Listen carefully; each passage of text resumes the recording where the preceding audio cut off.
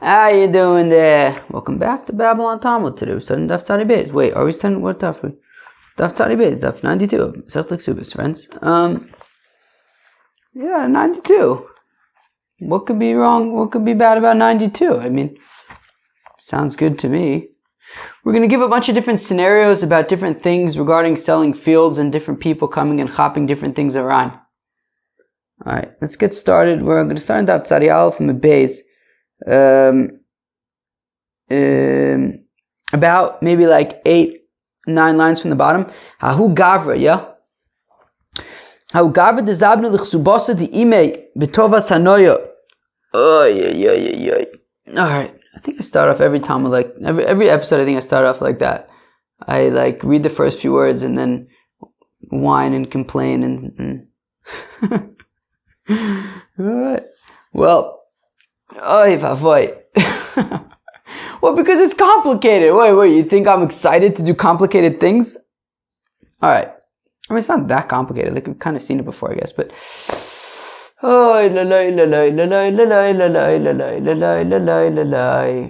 Okay, what exactly is this scenario? Here's the scenario. It kind of feels like Yevam's kind of stuff. Like, you gotta, like, set up the scenario. It feels like we've been in, like, Yevam's kind of territory recently. You know, lots of moving pieces, and Reuven's and Shimon's and Sarah's and Rivka's and everything.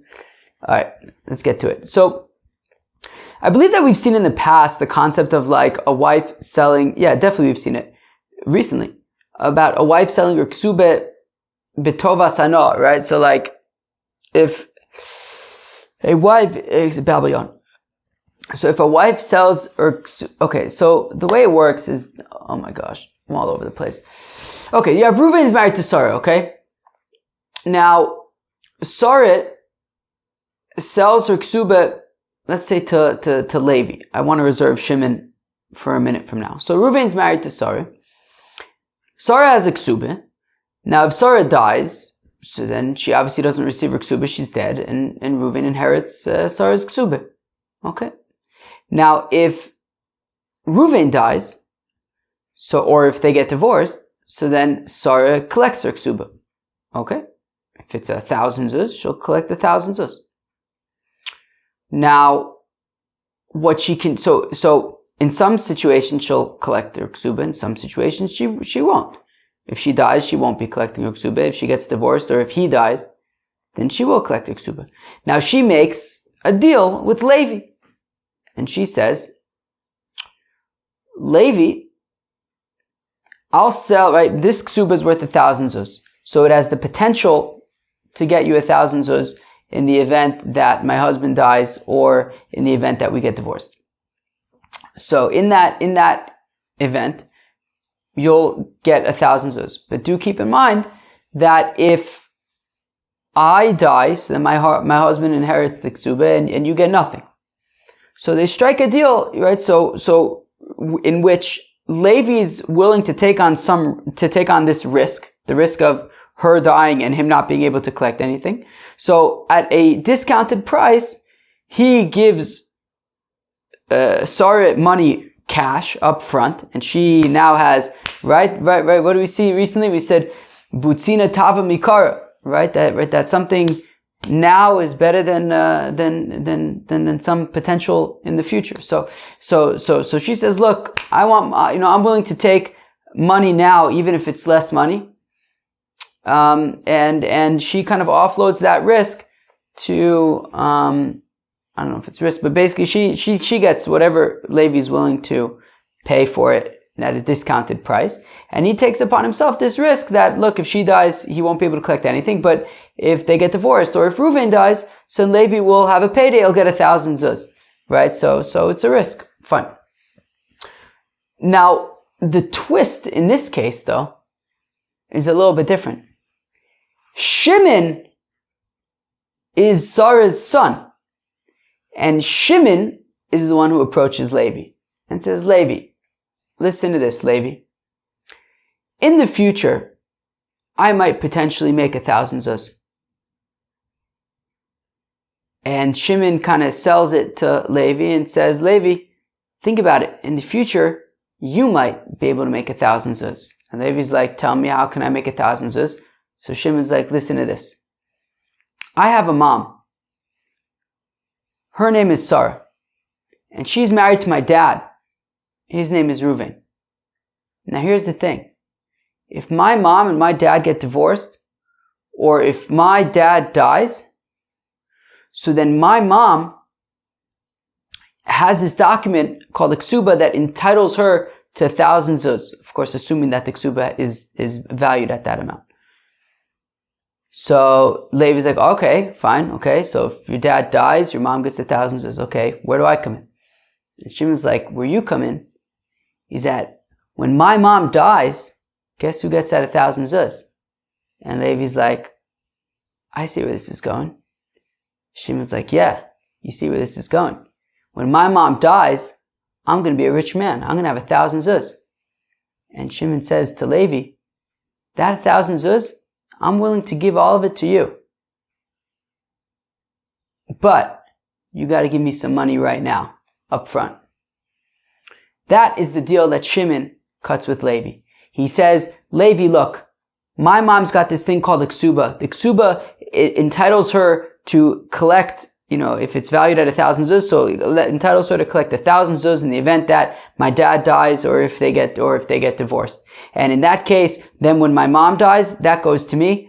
I'm willing to transfer it to you if you pay me a certain amount up front. Levi says, okay, I obviously understand that this is risky. If Shimon dies, then he gets nothing, right? Meaning, right, this is all going through Shimon. If Shimon dies right now, Levi's never going to get any of it. So Levi says, look, I understand that there's, a lot of moving pieces over here and I come last.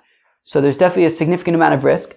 But okay, that being the case, I'm willing to give you X amount up front. And then, in the event that your dad dies and your mom gets the 1,000 zuz and then your mom dies and then it goes to you, it'll go to me. Okay, I'll give you some money up front. And then in the future, hopefully everybody will die and I'll be able to collect 1,000 zuz. Okie dokie. Let's read this inside. So Gavra, Shimon, Tizavnil Ksubas Diime sold his mother Sarah's Ksube, Betovas Anoya, to Levi. Okay, so Shimon sold the potential that he will in the future collect his mother's Ksube. He sold that potential to Levi. V'amalei, and Shimon says to Levi, listen, Levi, I'asyo em uma'ar'ara lo maftzina loch. And he says to Levi, look, if my mom comes and gets all upset that you bought this thing and she's she's giving you a hard time. Shimon says to Levi, if my mom gives you a hard time, you're on your own. I'm not going to help you. He says, all right, Pseder, I'm willing to accept that.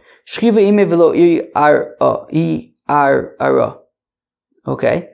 And then, okay, Pseder, everything went smoothly. Shimon's mother died. She never gave Levi a hard time. But guess who did give Levi a hard time? V'asa ihu v'kama ar.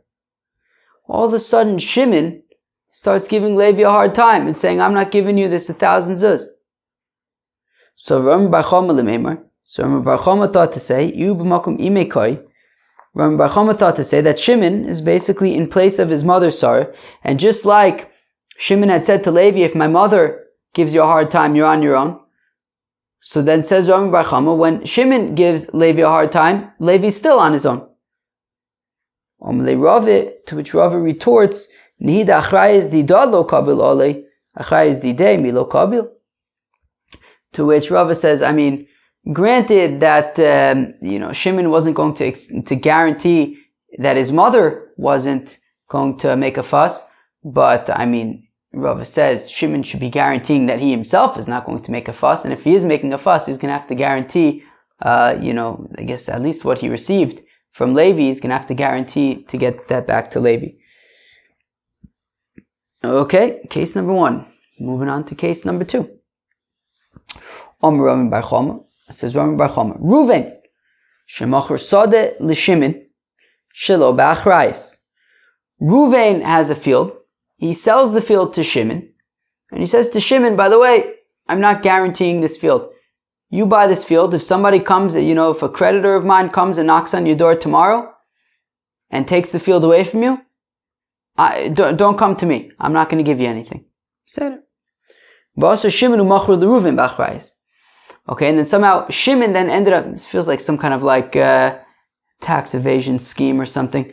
But anyways, Shimon then sells it back to Ruvain.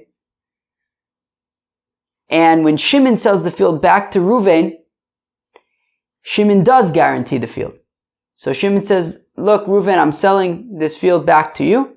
And if somebody comes and collects the field from you tomorrow, you come to me and I'll make it good. V'asabalchov de Ruvain b'katarif le'mine. And guess who takes the field away from Ruvain? Ruvain's own creditor. Whoa, so what just happened? Ruvain had a field that he sold to Shimon.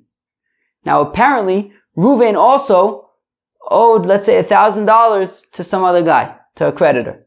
So Ruvain owed $1,000. He had a field that was worth $1,000. He sold it to Shimon. And he says to Shimon, look, I'm selling you this field.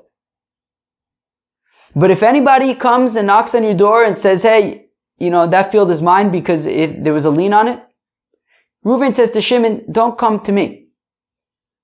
Shimon now sells the field back to Ruvain.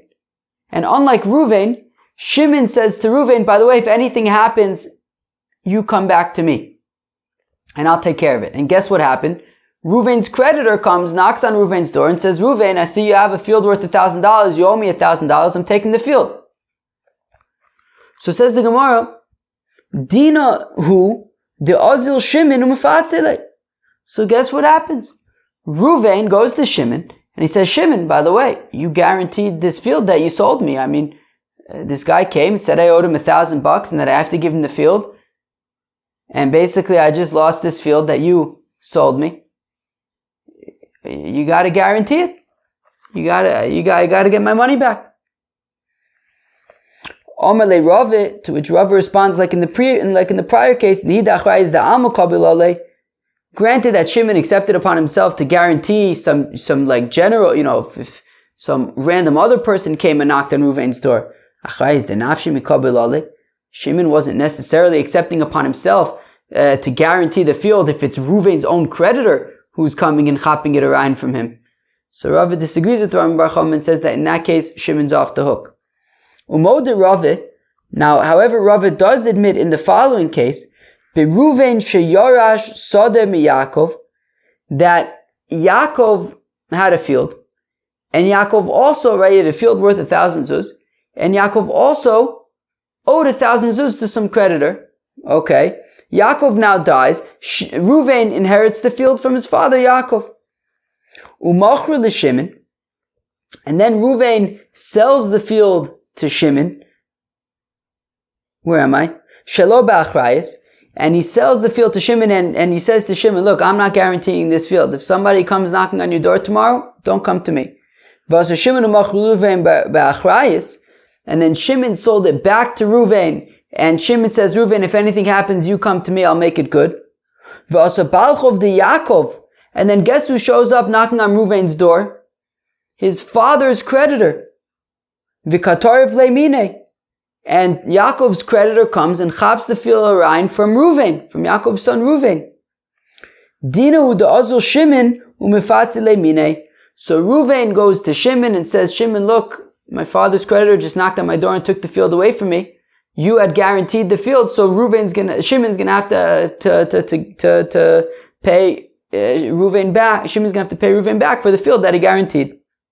My time I'll come because Balchov Yaakov Kabalchov Dalmu, because Ruvain's father Yaakov's creditor is considered like a regular creditor, is not considered like Ruvain's creditor, right? So whereas in the previous case, Rav had said that, if Ruvain has sold the field to Shimon, and then Shimon sold it back to Ruvain, and then Ruvain's creditor comes, so Rav says, look, Shimon didn't accept upon himself to guarantee the field in the event that Ruvain's own creditor came after it, but in this case, Rav says that when it's Yaakov's creditor, Shimon would guarantee the field because Yaakov's creditor is not the same as Ruvain's creditor. Yaakov's creditor would be considered a sort of external creditor as opposed to, it wouldn't be considered Ruvain's own creditor. Rami Bar Chama says Rami Bar Chama, Ruvain shemocher sode l'Shimon be'achrayis. Ruvain sold a field to Shimon be'achrayis. Ruvain sold the field to Shimon and says, Shimon, look, if anybody comes a knocking on your door, You come back to me, Shimon. I, Reuven, will take care of it. Zokaf Olav b'milva. Now, interestingly, what happens? Do you think that Shimon paid for the field? No way, no how. Shimon did not pay Reuven for the field. You know what he did? He wrote a document. He wrote a document, says, okay, this is an $1,000 field.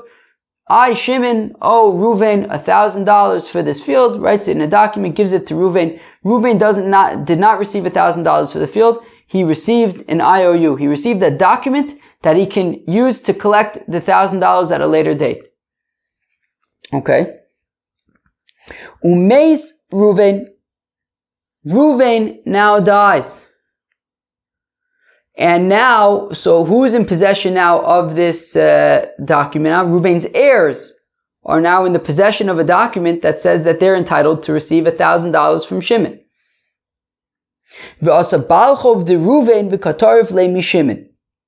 And now, guess who comes knocking on Shimon's door?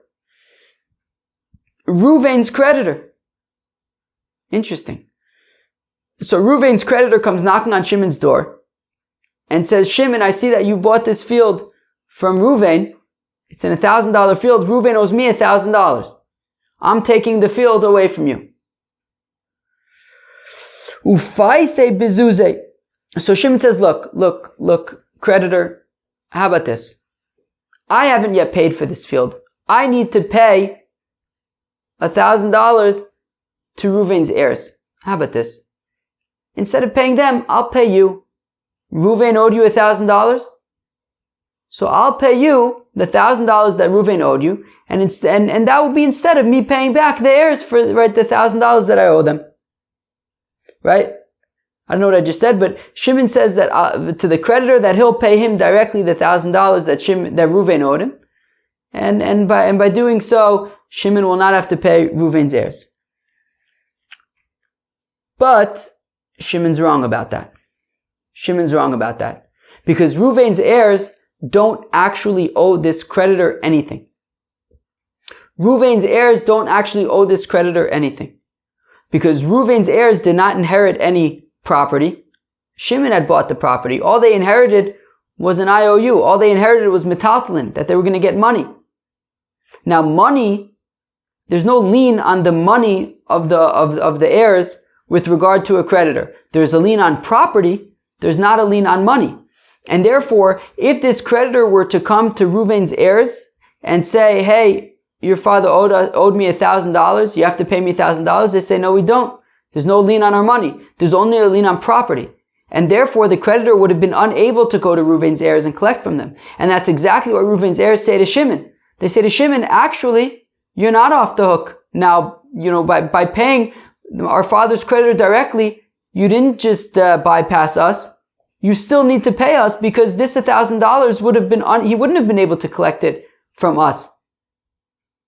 And therefore, you need to pay us the $1,000 for the field and forget about this creditor. So Mishimon Ufaize Dino Dika Amre Le Bnei Reuven, Reuven's heirs could say to Shimon, Onon Mitatle Shovak Avuch Gabach, our father has metaltalin in your possession, i.e., he left you with 1,000 zuz that you have to pay us, i.e., you owe us 1,000 zuz. Umetaltle de yasme levalchov lo mishtaibde, and the movable objects, movable property, objects, movable stuff of the heirs is not mishuba. There's no lien on it to the father's loans, and therefore they argue to Shimon that they're still entitled to $1,000. On my Rave, and says Rave, Ipikeach idoch, if Shimon was smart, you know what he would do? He would say, okay, fine, I gotta pay you back.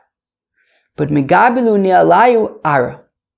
He'll give them not money, but property.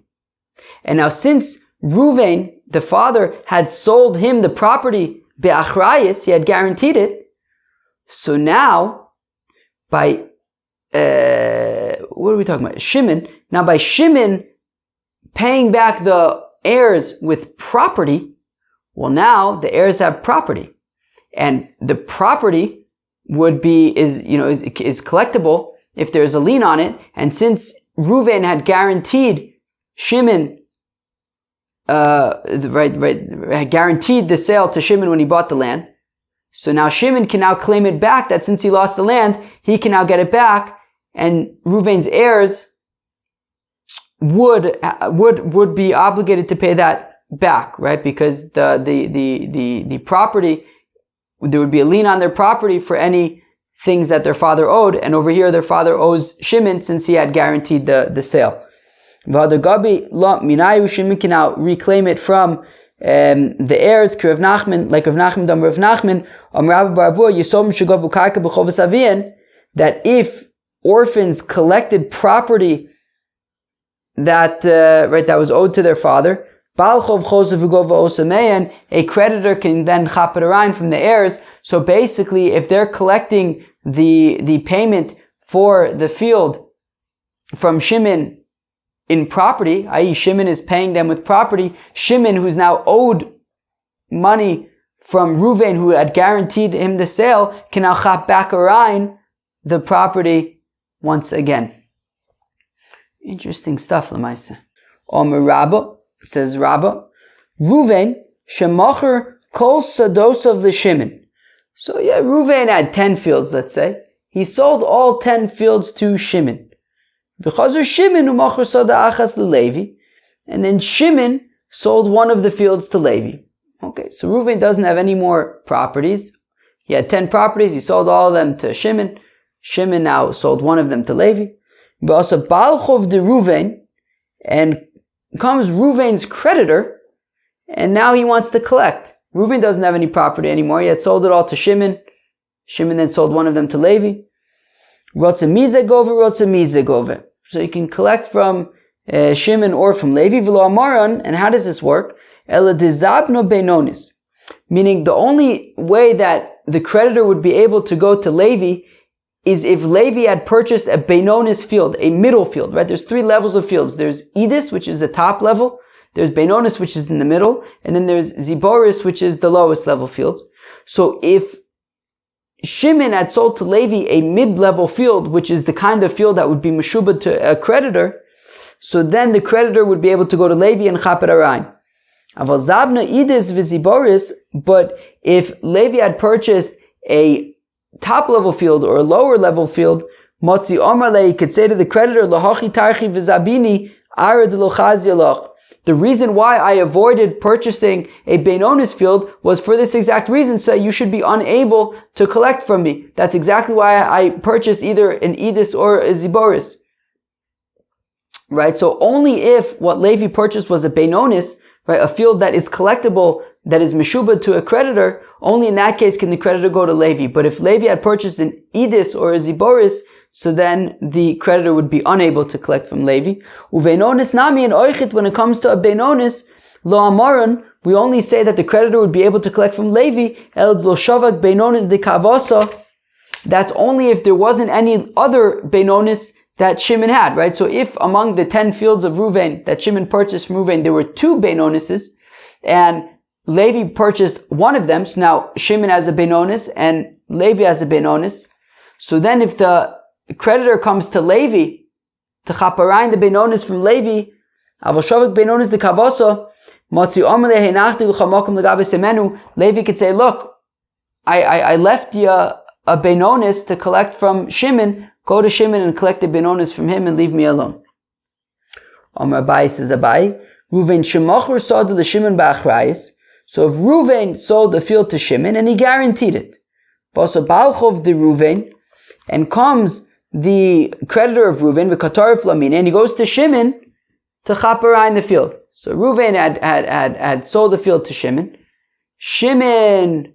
Okay, and he guaranteed it to Shimon. So if anybody comes knocking on Shimon's door, Reuven will guarantee it.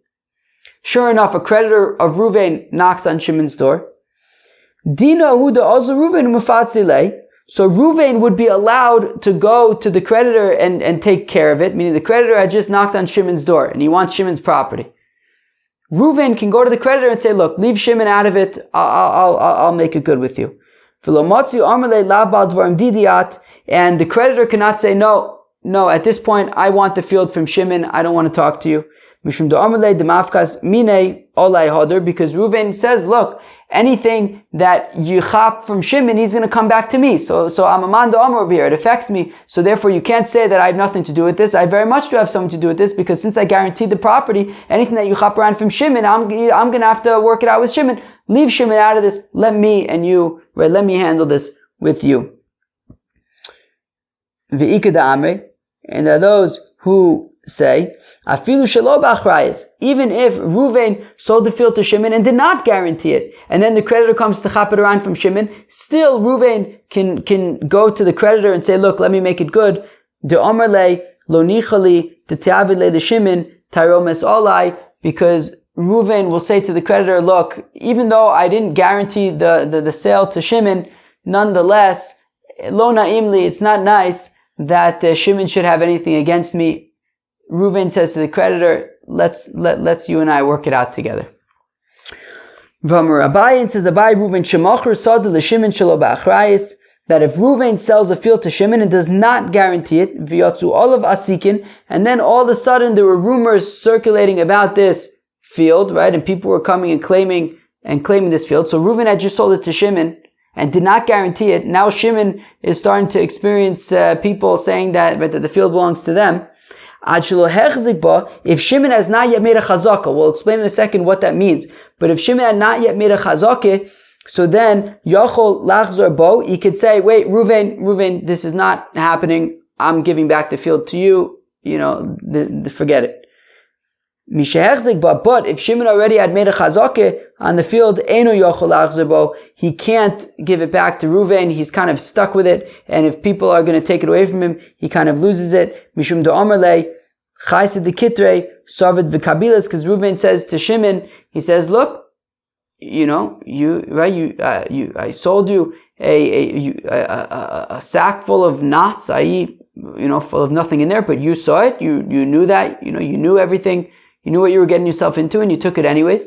You knew that I didn't guarantee it, you took it anyways. So Reuven basically says to Shimon, you're stuck with it. What would be considered when Shimon makes a chazakeh? When he walks on the borders of the field, once he walks around the borders of the field and they're all set up, then it's considered in Shimon's property. At which point, once he makes a chazakah and there was no guarantee from Reuven, if people now come and chop it around from Shimon, he's basically stuck. Ikad Amri, or if people are like, if people are kind of like, starting to make claims against it, you can't just simply give it back to Reuven. Ikad Amri, those who say, Afilu b'achrayis, even if Reuven did guarantee the field to Shimon, still, just because, people are making, making claims against the field, Nami, still, it wouldn't immediately snap back to Reuven, do Amrle achve tirfach b'ashalim loch, because even so, just because there are claims doesn't mean that those claims are true.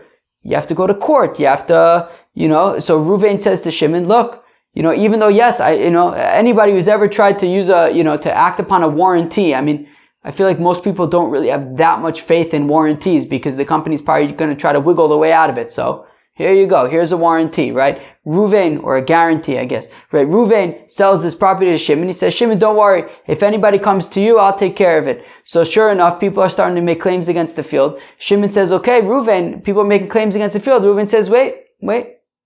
Who says they're telling the truth? Go to court. Get it, prove it. I need to know that they're really taking it away from you. If they're really taking it away from you, at that point, I'll cover it. But until then, it's your headache, not mine. So, alright, what do you want me to tell you? Friends, that was the Tzadi Beis of Masechta Ksubis. There was some interesting stuff there, I guess. We saw some interesting machloksim between Rami Bar Choma and Rave with regard to people like selling stuff shelo b'achrayis, right? So the first example that we had was when a fellow sells his mother's ksubit, right? And then he sells it without any guarantees, and then he starts basically not, right, denying the fellow who he sold it to the ability to collect it. And then so Rami Bar Chama says, well, the fellow purchased it without a warranty, to which Rava says, yeah, but I mean, he can't be the source of that reneging. It has to be from an external source. Then we learned other cases with like Reuven selling a field to Shimon without a guarantee, but then Shimon sells it back to Reuven with a guarantee, and then Reuven, it turns out, owed money, and then the field gets taken away, and okay, Seder. Yeah, we had like different scenarios like that, right, with people selling fields without guarantees, and then people coming in and collecting them in different interesting scenarios. So, alright friends, that was Aftari Beis, Masechet Ksubis. Hope you enjoyed. Peace out, bye.